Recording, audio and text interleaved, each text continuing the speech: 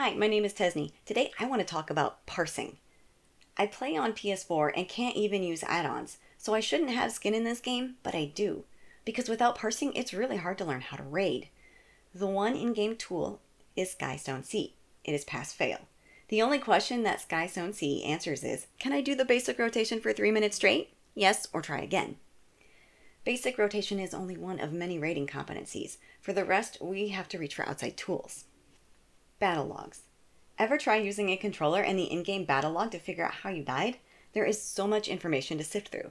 It can take longer than it's worth. I often record and review my footage, and that has helped me so very much. But getting to that footage requires switching to a different app, which takes time to load, and the PlayStation video player does not have the best navigation features. I usually transfer the footage later and study it on my laptop. To get really good and helpful footage, one must practice camera angles to catch what everyone else is doing while still getting where you need to be. Even then, it can be hard to see what happened. And it has to wait. I can't help anyone troubleshoot in the moment. So it's not a surprise that people flock to an add-on that transforms our bloated chat log into important information at a glance. Uptime and playstyle. I remember my days as a baby raider and all the mistakes I made and how hard I had to work for my first ever parse of 600 DPS. Parsing showed me how much further I had to go. Analysis tools showed me how to improve. There is no equivalent or near equivalent in-game. If I want fight timings, I have to do the fight recorded and then go through minute by minute with a notebook. If a parser wants fight timings, they export them into a spreadsheet. And I'm glad they do, because otherwise it's inaccessible for me. These fight timings shape our rotations. Planning for Earthly Star is painful without a spreadsheet. I can't imagine just blindly fumbling through 5 seconds after first cataract, 2 seconds after predatory avarice goes out, the first fire rain after the first baby bird dies, right after glory plume, second half of vengeful balloon cast, used immediately on cooldown twice or it won't be up for Act 2 second powers. Without a third-party tool, it would be really hard to see exactly when the damage was going out and count from there. And be sure that I'm not missing out on a use of star by delaying it at these weird times, and that as many of my stars pop to heal as I can get when we need them the most. It could have taken me weeks to figure this out by trial and error. I progress faster because I have these outside tools to optimize, and I start practicing it the right way sooner. Even now, my uptime is not as high as I would like it to be. Without parsing, I wouldn't know that. Healing, shields, and overhealing are completely left behind without logs to analyze them, especially since not all overhealing is created equal, and not all healing is a damage loss, and some healing comes at a high cost. Third-party add-ons sort all of this out. Beyond basic. Some rotations are a touch more obvious or have markers to maintain progress along the way. Some potency questions are straightforward to answer. For everything else, there's logs. All of our popular rotations and openers might be created from speculation, but they are proven with logs. Our best in slot and melding lists come from simulators. Our best practices are created using add-ons. Speed tiers are fairly important and can't be accessed in-game. Speed is also valued differently depending on class.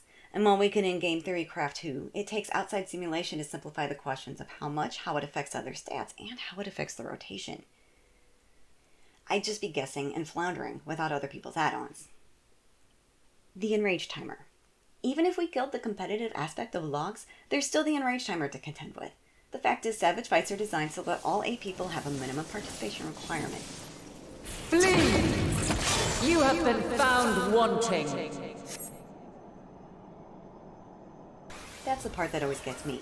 Without logs, I would have no idea where I was in that participation requirement. I don't want to be the world's bestest Astro. I want to be a net positive in my raid group. I don't want to be a drain, but to really know the difference, I need someone willing to break the TOS.